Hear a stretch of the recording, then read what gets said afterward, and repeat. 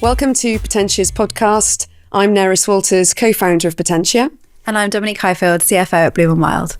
So Dominique, who are we meeting today? We are meeting Scarlett McCabe, who is the CEO of DebateMate Training, which you'll hear all about, hopefully. And she is going to be talking to us about confidence building and storytelling. Fantastic. Let's get going. Hi, I'm here with Scarlett McCabe, CEO of DebateMate Training. Scarlett, thank you so much for coming today. I'm so happy to be here. Thanks for having me. You're welcome. So please, I think our listeners would love to know a bit about DebateMate Training and the DebateMate social enterprise, and then we'd love to learn a bit more about you as well. So tell me about DebateMate. Oh, okay. Where do I start? It's quite a long one. DebateMate Training is part of a social business called DebateMate. We started off life as a charity running debating clubs in schools in areas of high child poverty, and have now developed one of the sort of preeminent corporate training businesses that teaches people to speak well and disagree better, all through the power of debate. So the charity's been going 15 years, business has been going about 8 years, and it's all designed to equip people, whether they're 5 or 55, children, professionals, speak English as a first language, speak English as an eighth language, with the skills to help them succeed in the current world of work, but also the future of work. So all of the kind of soft skills, which I hate that phrase because it makes them sound not important, but very important. Yeah, human skills to be able to kind of succeed no matter in what industry or what background they have.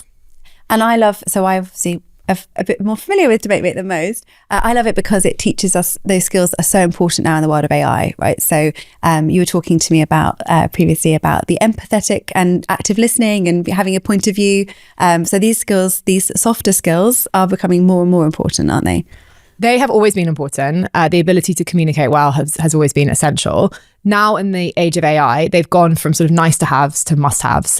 The capacity to really bring your humanity out when you're speaking, the ability to critically assess information, but also with empathy and compassion, the ability to pick up the phone and speak to someone, to have a constructive disagreement, to be able to stand out in a crowd. These are all skills that hopefully AI will never be able to replace. And what that means is they are skills that are going to be ever more important. If we're thinking of ourselves as professionals, but also as people who run businesses, these are the skills that need to be prioritized, because in a world where knowledge is now so commoditized, everyone has got all of the information at the press of a button. You no longer need to have people who've got, 30 years experience as consulting or doing whatever to come up with the best reasoned analysis on something, because ChatGPT or Gemini can do that for you instantly. What you do need are the people that can take that information and understand it in the context of the humans they're speaking to, be able to kind of see the other side of the story, translate the data into narratives and stories that people can engage with. Those are all human skills. AI can't do that. So they've always been important. They are now actually essential. And that we've talked a lot at Potentia about storytelling for CFOs. And it sounds like that's exactly what you just described. It's not about having the data and all the best data at your fingertips, because that's readily available. Yeah. Being able to convert it into stories, right? And this is what you guys are about, I think. Yeah, it's about taking that data or the facts or whatever, the information, and presenting it to people in a way that they can really engage with. Storytelling is one of the best ways to do that. And, storytelling isn't telling a good story for the sake of it, unless you're an author or I do like telling a good story. Yeah, I mean, I know you tell a great story. But it's really, in a professional context, it's influencing, it's persuading, it's getting people to do something as a result of speaking to you. And as you get more and more senior in your career, the idea is that more and more people will start to listen to you. So being able to develop that skill set is so important. And I think particularly for CFOs or sort of very, very technically minded people, that doesn't necessarily come that naturally. It's sort of very much the data speaks for itself, but we know now it doesn't. And data can be interpreted in so many different ways. So to really have that edge and to have that ability to stand out, you really need to engage with the kind of the why behind it, and paint that picture so people can understand why they should care about what you're saying. And what I love about debating, which I hadn't really realised before, is the fact that you have to sometimes share and present views that aren't your own. Yeah. And so it's that having that ability to empathise with the other point of view.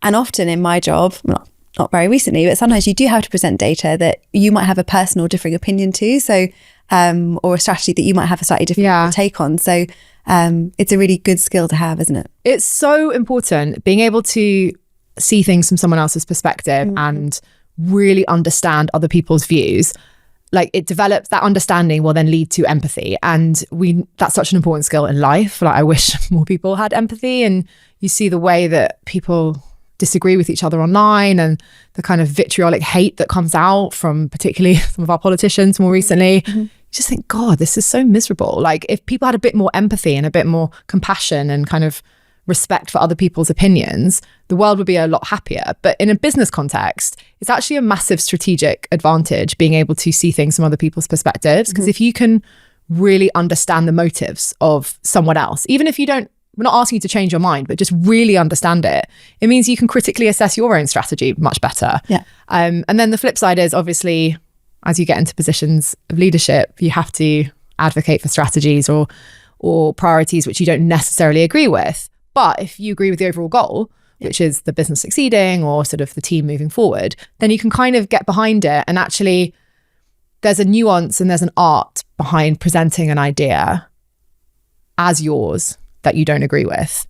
And it's not like, I don't think we should do this, but I've been told to, therefore let's do it. Well, let's talk about this, because this is this nuance and art. Because so we'll have some CFOs, we'll also have some aspiring CFOs. Yeah. And they might well be having to deliver messages that aren't their own. Yeah. And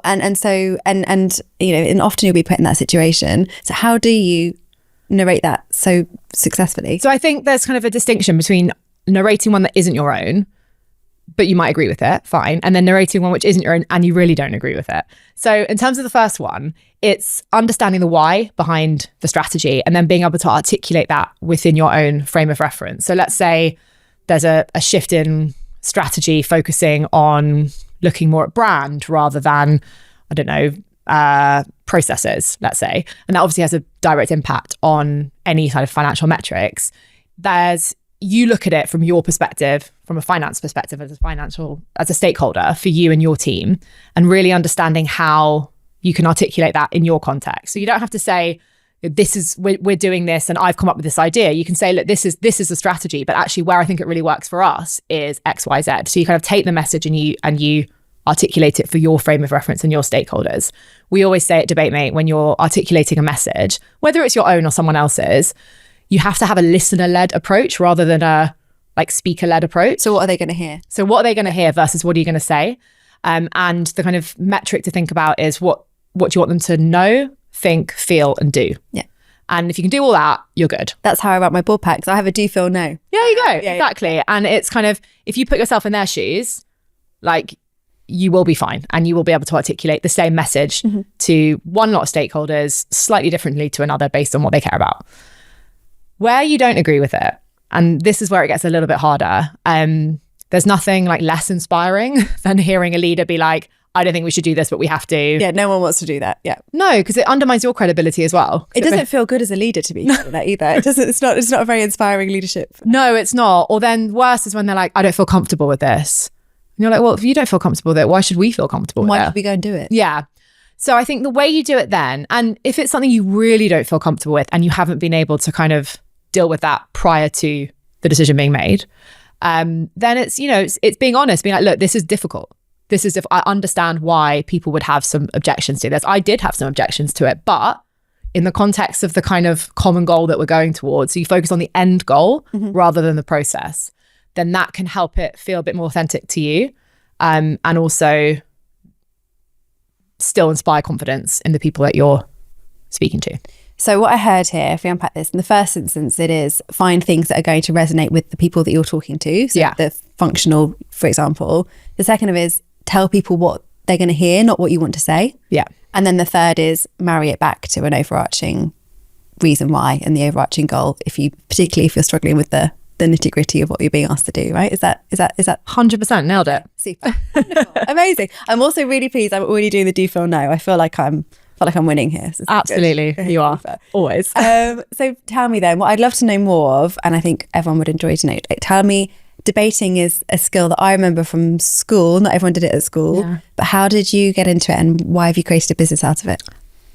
So I got into it because I was very naughty at school. I didn't think this for a minute. I mean, I wasn't doing anything massively illegal, but I was one of those students that I felt really sorry for my teachers. I now feel sorry for them. I was just really aggy. I just had something to say about everything, bit of a know-it-all. always talking over them, being quite rude and quite disrespectful. I mean, in the context of like a very kind of academically selective girls' school, like it wasn't that bad. But I wasn't really achieving my potential. My mum was, I think, probably at her wit's end a little bit of being like, I don't understand. You're smart, like you're engaged, but why aren't you performing? And bless her, she threw everything at me. Like I did everything. I had a very, very privileged educational upbringing. But it wasn't until my history teacher said to me for like the third time, I was in detention. She was like, I'm going to call your mum. I was like, oh God, please don't. Because my mum's quite a scary woman. And she's quite, not scary, but like quite intimidating. When she says something, she goes through with it. And the last threat she'd made to me is if I get another call from the school, that is it. That is it. You are going. I'm going to send you back to Australia, where she's from. You're going to go live in the boondocks, and you're going to go. And I fully meant it. Fully meant it. And I was like, oh God, okay. I don't think I can handle that. They make me do loads of sport there. I'm quite lazy. Like it's too hot. I don't really want to do that. So anyway, my history teacher said to me, I'm going to call your mum. I was like, is there anything I can do? How can I persuade you to not do that? She's quite literally going to send me to the side of the world. I was like, what do you need? Yeah. What do you need from me? And she was like, I need you to take this seriously. I was like, no, I'm on board. I'm serious. Like, how do you not call my mum? So if you come to debate club, then I won't call her. And I was like, are you serious? Because she'd been trying to get me to come to debate club for years. And I was like, no, it's just losers who go. They're all really weird and they all just want to be politicians and they all think they know it all. And like, I'm way too cool for that. And she was like, no, you have to go. Anyway, so I went and literally I was like, this is unbelievable. Like I can speak. People are listening to me. They're not telling me to be quiet. They're engaging with what I'm saying. And then I can argue back and I'm like rewarded for it. I was like, this is amazing. And I was completely hooked. And my mum could not believe the impact it had on me. She was like, I've spent all this money, done all these things. And it was like debate club that did it. And she thought, we need to, this in the way that my mum does, everyone needs to do this. So this is a skill that everyone needs to have. So because she used to take me to all my debating competitions and see all these young people kind of being actively engaged and participating in the world. She's like, this is amazing. But it was very private school dominated, very male. Like me and my debate partner were the only girls who took part. And she was like, no, this needs to change. And so she was very interested in child poverty, social mobility. She was a barrister, but always had like a niche practice in working in human rights and children in particular. She took some time out during the 2005 general election campaign to work with Tony Blair and part of the key campaign team, looking at the kind of women's vote, and spent a lot of time going around the country seeing how dire the country was, like in comparison to our little bubble in sort of southwest London, and basically never went back to practice. She set up the charity of DebateMate, which used university students to go into schools. The rest is history. I mean, debating changed my life. I say that all the time. And I am really, really passionate about the fact that these are skills that you can learn. Like I would never have been like desperately off the rails had I not done this. I might just have been quite average. But when you see it in a context that we work in on the charity particularly, and you see young people who aren't listened to, who are naughty and disengaged in school like I was, but they don't have the support at home. They don't have the kind of structure and the privilege that I had. What that means expulsion. That means often like crime, prison.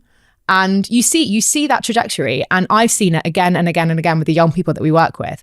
When you get them before that, the schools can't believe how they turn. And they go, and like some of the graduates from our program are off, they're partners in Magic Circle law firms, and they're working government, and they're like smashing it. And it was the confidence that came from debating and lots of other interventions, but it's that confidence that you get, it never leaves you. And then on the kind of business side and professionals, I see it particularly with women that we work with who are on paper amazing. And when you speak to them, they have such low confidence and they feel very, very aware of the fact that as they get more senior, they're the only woman in the room, or they aren't able to put themselves forward as well as their male colleagues. I'm like, God, if you'd done this at school, this would be so different. And they say that to me as well. So yeah, it's something I'm very passionate about, and I think everyone should do. And my kids have been doing it since they were able to talk. Well, I'm like thrilled for you. I'm glad your mum didn't send you to Australia as well. Me too. But your mum sounds like such a force to be reckoned with. So you mentioned there around confidence, and I think there is, people will find something that they're passionate about or that they're great at, and that will give them confidence.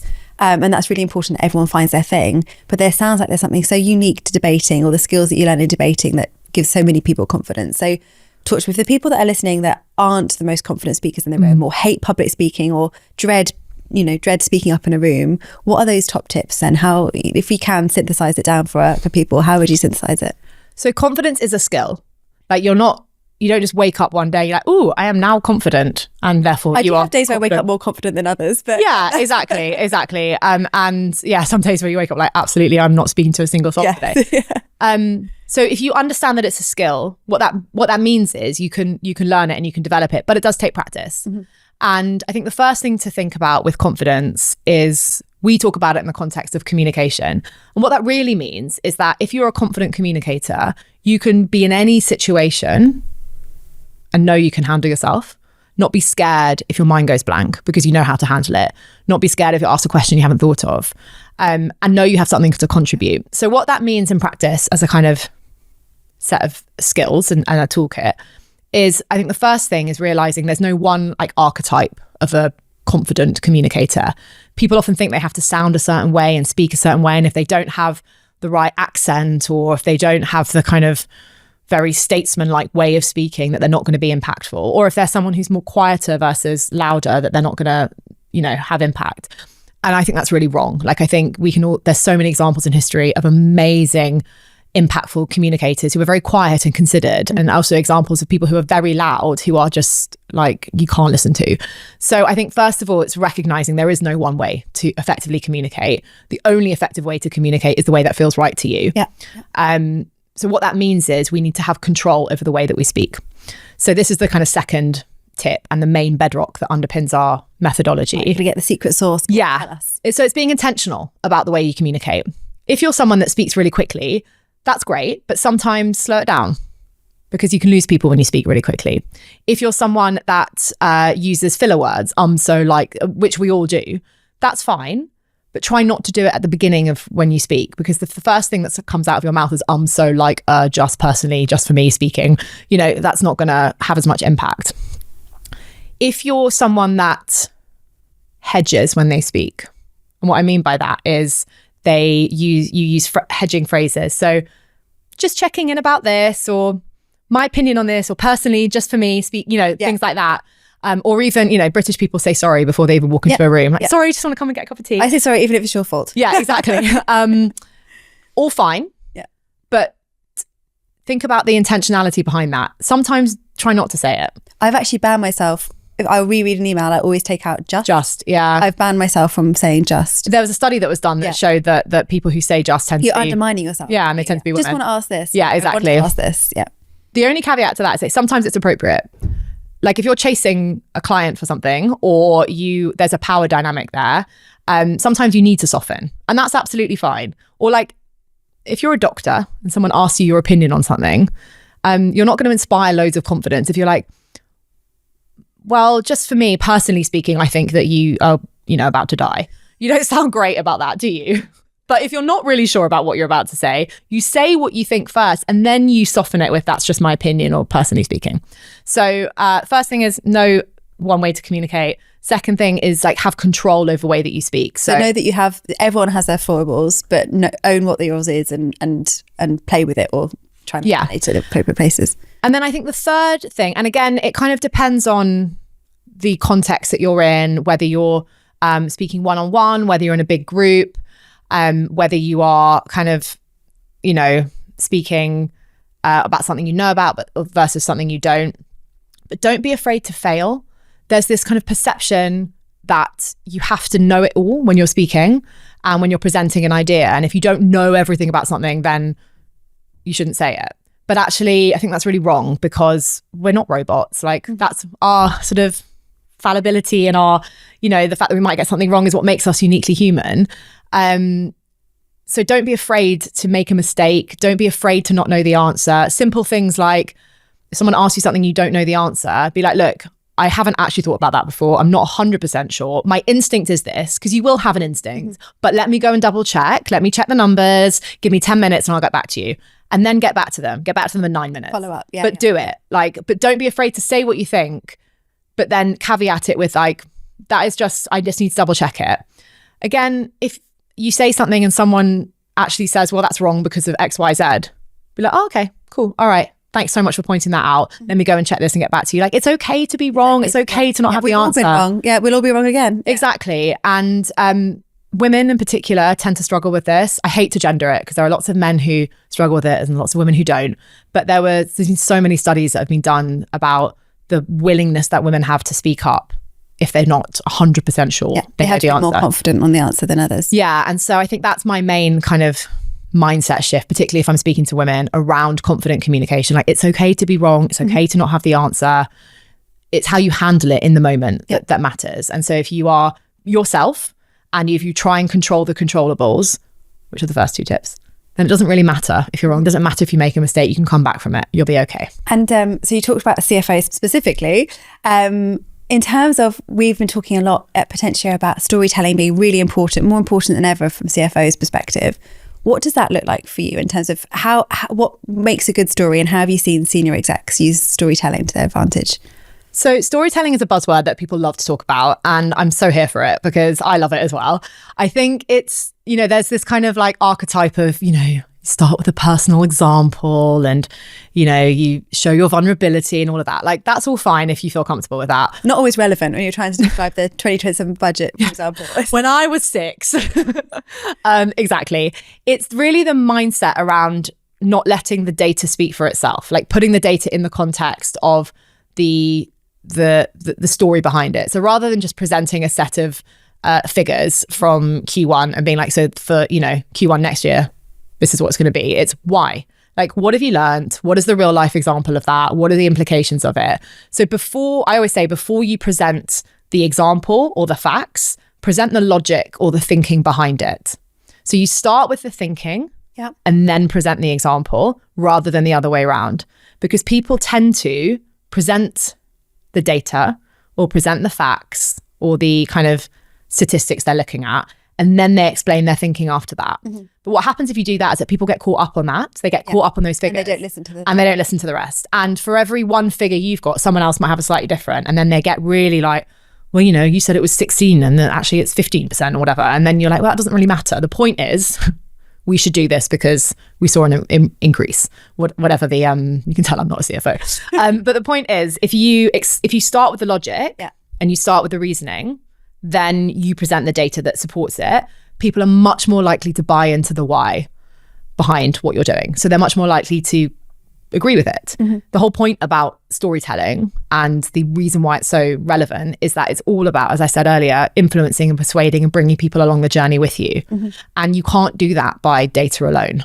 Because for every one piece of data you've got, someone else has got another piece of data that might show something a bit different. So you have to explain the kind of context of it first and then give the data. Earlier, you mentioned to me around confidence levels and particularly women. And so it would be wrong not for me to ask you about imposter syndrome. So we hear about this a lot. What are your thoughts on imposter syndrome? And if someone's telling you, I feel like I shouldn't be here, I feel like I can't do my job, what advice do you tend to give them? I love imposter syndrome. I know that's a bit weird to say, but when I feel it kick in, I do feel it, like everyone feels it. That's a sign for me that I'm in the right room. Like, you don't feel it if you're very comfortable. If you feel like you're in an environment where you're used to being in and everyone knows you and listens to you and you know exactly what you're talking about, you won't feel imposter syndrome. Where you feel it is where there's a disconnect between like where you are and where you're comfortable being. And that's where the growth happens. Like, you need that. You need to feel that in your stomach. Yeah. You need to feel a little bit uncomfortable. Now, I understand there's a lot of like structural issues around imposter syndrome, whether it's gender, whether it's race, whether it's socioeconomic background. And like, those are all, I fully accept that. Is that more sort of belonging as opposed to imposter syndrome, do you think? Is that more genuine belonging, people not feeling included? Yeah, and I think it is. I think where it overlaps with imposter syndrome there is where you're very aware that you're not included. Yeah. And then you feel that you don't belong because there's no one that looks like you or sounds like you in the room. Yeah. And then, am I actually the right person for this? I think it all kind of compounds it does. there. Yeah. But what I always say to people when I'm working with groups, if I'm working with women in a very male-dominated industry, or we do a lot of work. I do a lot of work with kind of like high potential Black women, for example. And it's like they're in environments where they aren't necessarily the only one that looks like them. How do you manage that and navigate the imposter syndrome? Yeah. And I I say, where possible, try and separate out. There's a lot of structural stuff that we can't change and we can't control. Wish we could. We can't. Let's focus on what we can. I reckon control. your mum could fix it. Well, she thinks she can as well. And to be honest, if anyone can, she can. We're here for it. I can't. Yeah. What I can do is, in the context that you're in, I can help you be the best you can be. And that is control the controllables. So you're in a room, you feel a bit uncomfortable. That's okay. That's a good thing. So first of all, like, change that mindset around it's bad. Yeah. I think it's good. It's a signal you're in the right room. And again, back to those tips I said earlier, just go for it. Doesn't matter if you're wrong. Doesn't matter if you make a mistake. That's okay. You're human. The issue isn't making the mistake. It's how you come back from it afterwards. So how do you control the narrative if you say something wrong? How do you control the situation if someone asks something and your mind goes blank? Yeah. Those are all techniques that you can develop. Yeah. So when you feel imposter syndrome, it's a good thing. And it should be a sign to you that you're in the right space. And what you need to do then is double down on your skill set, not worry about everyone else. Yeah. I think there's what you just identified around imposter syndrome is twofold, that I think it shows up to your point exactly. And I hear about this so often. One is I don't know that I don't look and feel sound like everybody else. And that's the sort of, we hear that a lot, don't we? And that's where we've spoken to people that just own it. They're like, I love that I'm memorable. I love that I can shake this up a bit. I'm really proud to be the first Black woman in the space, or proud to be the youngest female on the board, or what have you. And then the other bit, which is I'm just not good enough. And that's where just putting yourself out there, making these mistakes. You've mentioned a couple of times around, and also like welcoming the opportunity to grow, right? Yeah. You've mentioned a couple of times what you do when your mind goes blank. Please tell me what I'm supposed to do when my mind goes blank, Scarlett. What am I supposed to do? Take a breath. Okay. Have a sip of water. Right. And then remember that it's okay if your mind goes blank. Like, that's okay. It's okay that happens. It happens to everyone. Okay. Yeah. I think it's going to happen more as we go through the menopause. I feel like this is going to happen even more then. I mean, yeah, I think I for sure see that. If my experience of pregnancy brain fog is anything to go by, I dread perimenopause and menopause, because I think it will happen. Depending on the context that you're in and the kind of how inadvertently safe you feel in that situation, you can say, God, my mind's gone completely blank here. Like, give me a minute. I think you've done that to me once. Oh, I mean, I do it all the time. I feel very safe with you. But also, I don't worry about making mistakes. I'm not scared of it. I'm not scared of saying something wrong, because I know I can come back from it. Yeah.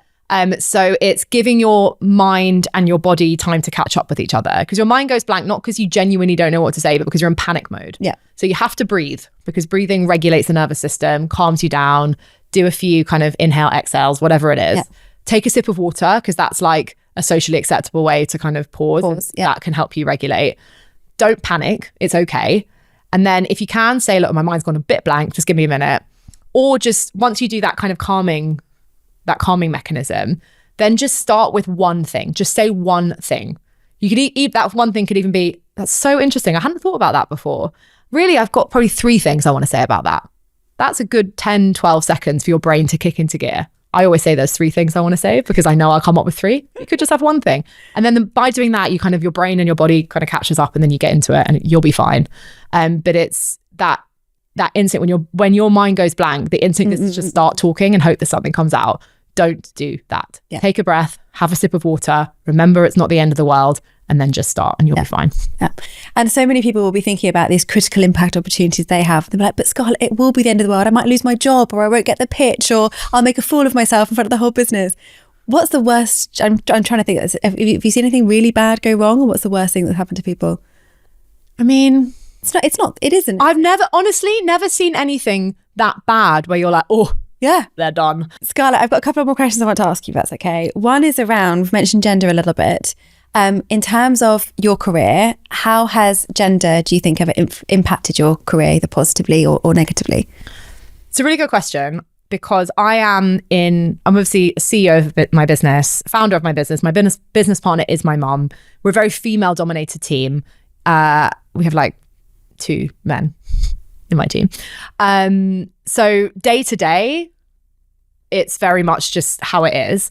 I grew up with a very, very strong, independent, like, woman who fed me the belief that there's nothing you can't do.